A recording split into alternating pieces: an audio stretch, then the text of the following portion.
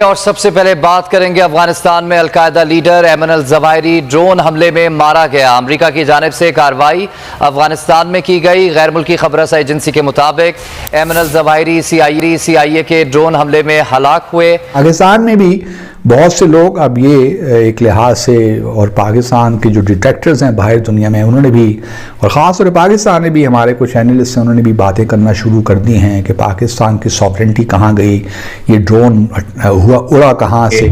या तो ड्रोन आएगा ईरान की एयर स्पेस के ऊपर से या आएगा पाकिस्तान की एयर स्पेस के ऊपर से। आपको पता है ईरान की एयर स्पेस में जब भी कोई अमेरिकी ड्रोन आया उन्होंने 3 मिनट नहीं, 2 मिनट नहीं, 1 मिनट भी नहीं लगाया, वो उसको गिरा देते हैं। तो बाकी फिर किधर से आया होगा चीमा साहब, अब वो हम उसको उस बात को रहने देते हैं। काबुल के अंदर अटैक होता है, ड्रोन हमला होता है, यकीनन वो अफगानिस्तान की किसी जगह से वो जहाज नहीं उड़ा और इमरान खान साहब के बकौल एब्सोल्युटली नॉट, लेकिन ये बहुत ज्यादा चांसेस भी हैं। लोग कहते हैं कि यार ये अरेबियन सी। नमस्कार दोस्तों, स्वागत है आप लोग का हिंदुस्तानी स्पेशल के एक और नए वीडियो में। दोस्तों आप लोग जैसा कि जानते हैं कि आज के दिन की सबसे बड़ी जो खबर रही है वो यही खबर रही है कि जो जवाहिरी है उसको अमेरिका ने ड्रोन अटैक में मार दिया है।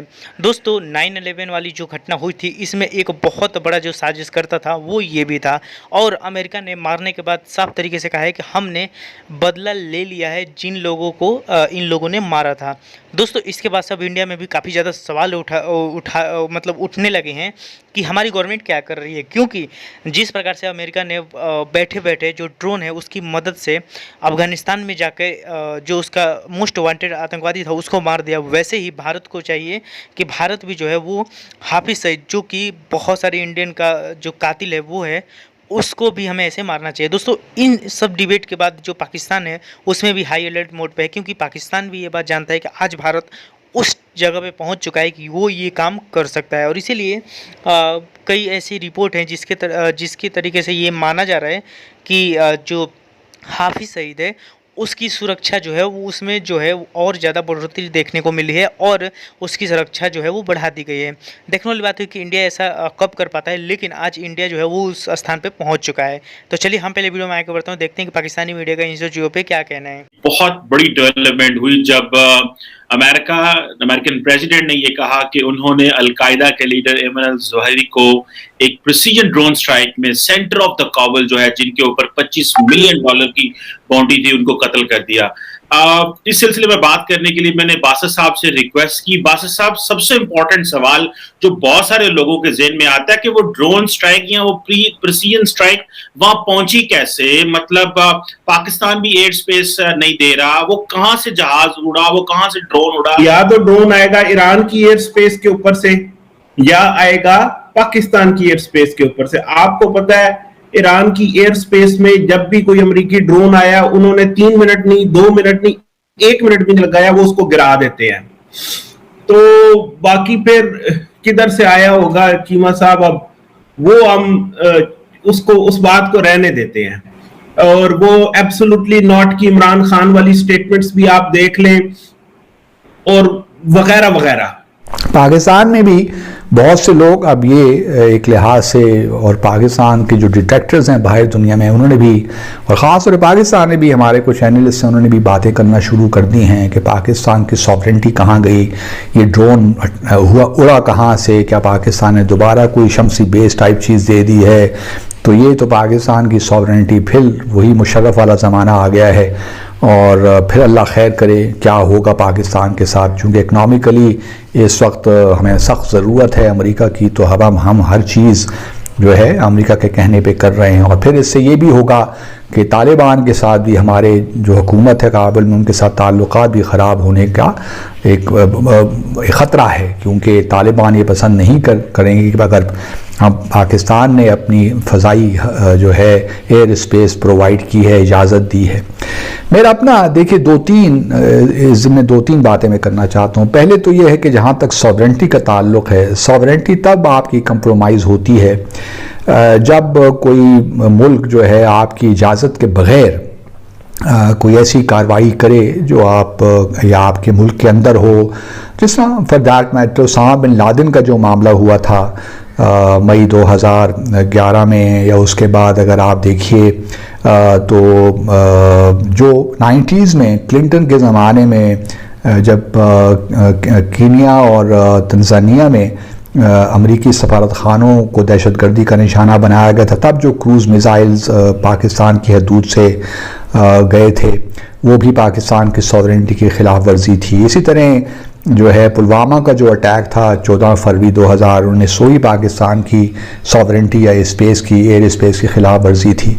तो ये तो बिल्कुल ठीक है, लेकिन अगर पाकिस्तान ने एक कोऑर्डिनेशन की है CIA के साथ या अमरीकी एजेंसीज़ के साथ और उनको इजाज़त दी है कि आप हमारी जो फ़ज़ाई हमारी स्पेस जो है एयर स्पेस वो आप इस्तेमाल कर सकते हैं, तो ये सॉवरेनिटी के ख़िलाफ़ तो नहीं है। किया।